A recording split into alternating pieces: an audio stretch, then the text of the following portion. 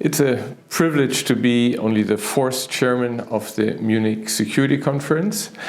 Each chairman headed the conference at a very specific time with very specific challenges. The first one, the famous Ewald von Kleist, took over and started the conference 60 years ago in the Cold War, just some months after the Berlin Wall was built, and for Ewald von Kleist, who came out of the opposition against Hitler, it was very important at the time that the new Germany, the democratic Western Germany, took up responsibility and it was integrated not only in NATO but also contributed to the defense of the Western alliance. And at the time it was discussed in Germany, actually should Germans again arm themselves, participate in the army. And for Ewald von Kleist, this was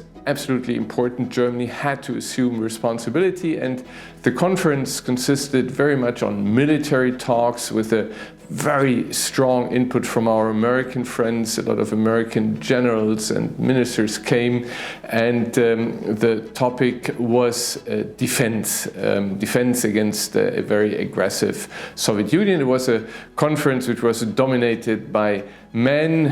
When you look at pictures today, you see actually smoking men in the Bayerischer Hof.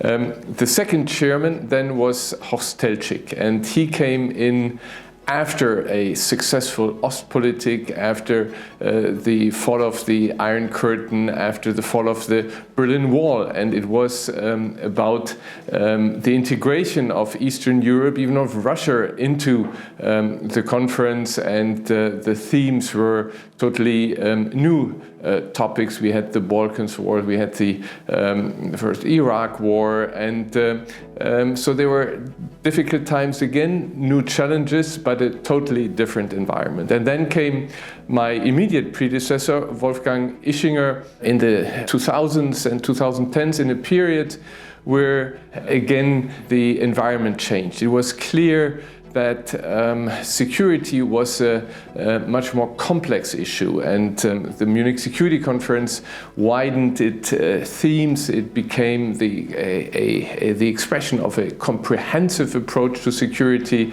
and themes like climate and security, health and security, cybersecurity entered the discussions.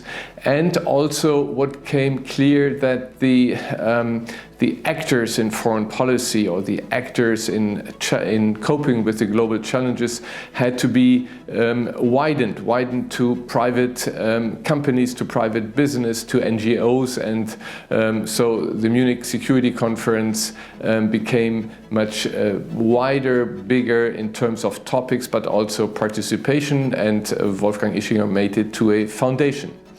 And I took over on the 22nd of February 2022, just a few days before Vladimir Putin, before Russia invaded Ukraine.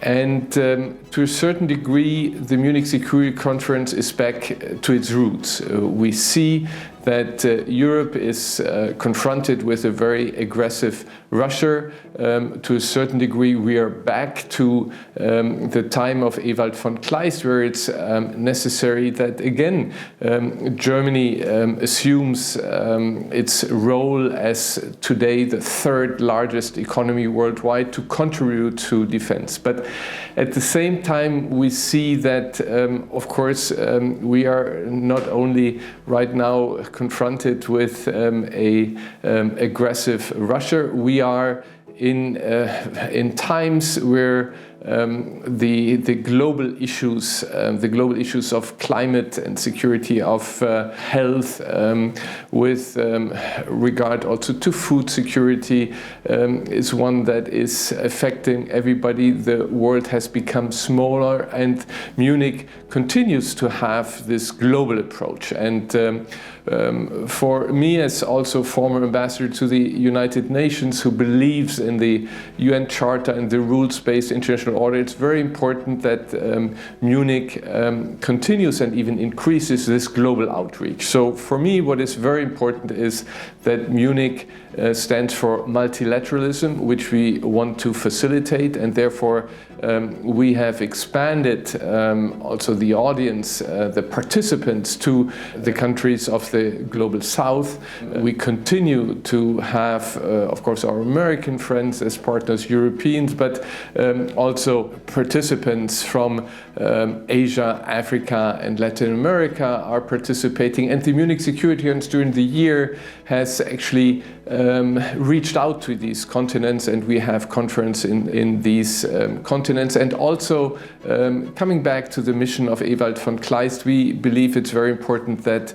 the Germans assume this responsibility as I said, the third largest economy worldwide. And we have done something new, and that is we go on a Zeitenwende on tour. We tour Germany to actually implement what Ewald von Kleist already said at the time, and that is Germany has to assume a role. Germany has to assume responsibility. We have to spend the 2% for defense as we have promised and as we did, for instance, during the times of Ewald von Kleist.